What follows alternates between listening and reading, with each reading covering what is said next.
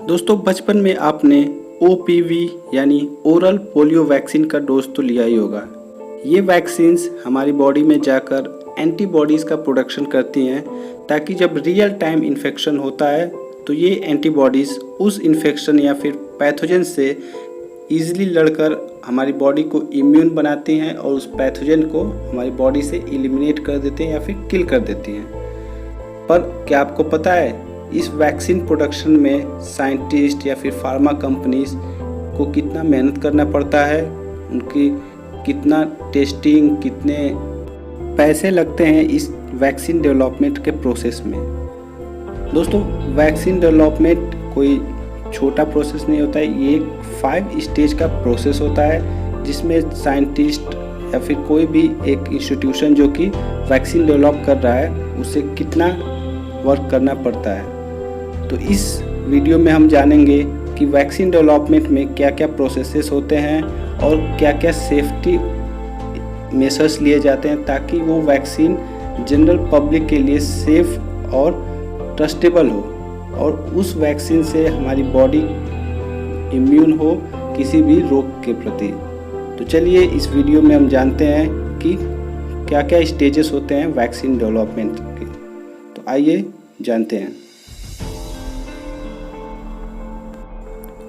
Stages of vaccine development. Vaccines किसी भी रोग को क्योर नहीं करते बल्कि वैक्सीन एक हेल्दी बॉडी को हेल्प करते हैं एंटीजन से लड़ने के लिए एंटीबॉडीज़ के प्रोडक्शन में, जो कि किसी भी वायरस या पैथोजन को मार देता है।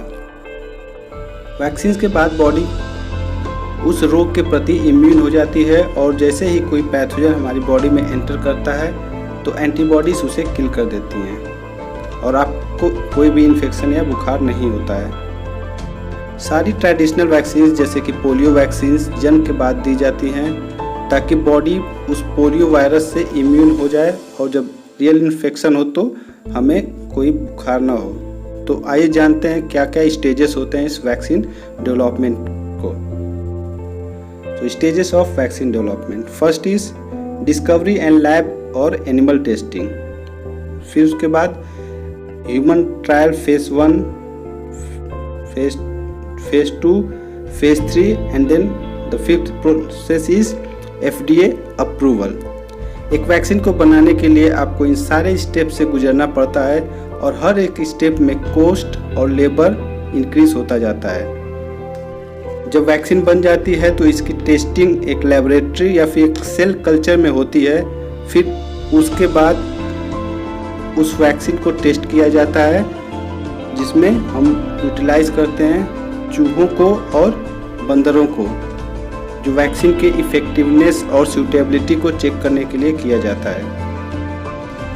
फर्स्ट स्टेज में एक एनिमल को किसी पैथोजन या फिर एंटीजन से इन्फेक्ट किया जाता है और उसको क्लोजली स्टडी और मॉनिटर किया जाता है कि इन्फेक्शन के बाद क्या क्या इंटरेक्शन हो रहे हैं और कैसे वो एनिमल बिहेव कर रहा है। इस स्टेप के बाद सेकेंड यानी क्लिनिकल या फिर ह्यूमन ट्रायल के फेज 1 में हम जाते हैं जिसमें कुछ 10 से 50 ह्यूमन वॉलंटियर्स को सेलेक्ट किया जाता है और उनको after the success of phase 1 means animal testing, ये फेज 2 में 10 से 50 वॉलंटियर को इन्फेक्ट किया जाता है और उनको क्लोजली मॉनिटर किया जाता है। इंट्रैक्शंस क्या क्या उस वैक्सीन के हैं उसको क्लोजली स्टडी किया जाता है। इस स्टडी के बाद जब सब कुछ सक्सेसफुली हो जाता है तो फिर हम जाते हैं फेज 2 यानी third step of vaccine development की ओर। थर्ड स्टेप यानी फेज 2 ऑफ ह्यूमन ट्रायल्स में हम 100+ ह्यूमन वॉलंटियर्स को लेते हैं और ये स्टेप बिल्कुल रैंडमाइज्ड और वेल कंट्रोल्ड होता है। इस स्टेप में हम स्टडी करते हैं कि कैंडिडेट वैक्सीन सेफ्टी इम्यूनोजेनेसिस करता है कि नहीं, उसके मेथड ऑफ डिलीवरी क्या है और जितने 100 वॉलंटियर्स हैं इनमें इसके क्या क्या इंटरेक्शंस हो रहे हैं और इंटरेक्शन के बाद क्या क्या सिम्टम्स आ रहे हैं। इसके बाद फोर्थ स्टेप यानी फेज 3 ऑफ ह्यूमन ट्रायल्स में जाते हैं जिसमें 1000+ ह्यूमन वॉलंटियर्स होते हैं। ये स्टेप सारे आंसर्स को क्लियर करता है कि इसकी सेफ्टी क्या है, अडेप्टेबिलिटी क्या है और दूसरे ह्यूमंस में इसका इफ़ेक्ट क्या पड़ता है। ये स्टेज ये भी क्लियर करता है कि क्या यह वैक्सीन इन्फेक्शन को रोकता है और एंटीबॉडीज़ प्रोडक्शन में हेल्प करता है कि नहीं, और कैसे यह इम्यून रेस्पॉन्सेस उस पैथोजन के प्रति जनरेट करता है। And next step 5th, that is FDA approval. 4th stage यानी फेज़ 3 ऑफ ह्यूमन ट्रायल के सक्सेसफुल एप्लीकेशन के बाद FDA यानी फूड एंड ड्रग अथॉरिटी इस वैक्सीन को क्लोजली चेक करता है और क्लोजली मॉनिटर करता है। वैक्सीन डेवलपर इस वैक्सीन को कमर्शियल यूज़ या फिर पब्लिक यूज़ के लिए अप्रूवल या फिर लाइसेंस की डिमांड करता है FDA से। FDA इस वैक्सीन को बहुत ही क्लोजली मॉनिटर करता है और FDA इस वैक्सीन की पोटेंसी, सेफ्टी, प्योरिटी को भी इंश्योर करता है। FDA के पास इस वैक्सीन को फिर से टेस्ट करने का अधिकार होता है। ये स्टेज 4 को फिर से कंट्रोल करते हैं और कुछ केसेस में जहाँ वैक्सीन की बहुत जल्द ज़रूरत होती है वहाँ स्टेज 4 को एक ऑप्शनल स्टेज मानते हैं और वैक्सीन का प्रोडक्शन को इंक्रीज़ किया जा सकता है, जहाँ मैन्युफैक्चरर वैक्सीन के सेफ्टी, इफिकेसी और अदर पोटेंशियल यूसेस को चेक कर सकता है।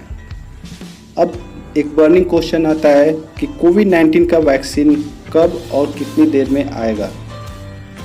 तो इन सारे स्टेजेस के बाद ही एक वैक्सीन को अप्रूवल मिलता है फॉर कमर्शियल यूज़ या फिर पब्लिक यूज़ के लिए।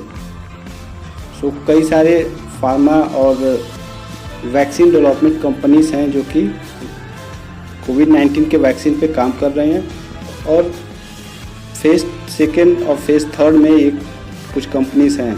Most probably in coming 2 to 3 months we can have vaccines. So ये थी वैक्सीन डेवलपमेंट के स्टेजेस और फ्यूचर एक्सपेक्ट की कब हमें कोविड-19 के वैक्सीन मिल सकते हैं। So thanks for watching. अगर आपको ये वीडियो पसंद आए तो लाइक और शेयर करें और चैनल को सब्सक्राइब करें ऐसे ही कुछ अमेजिंग वीडियोस पाने के लिए। So thank you.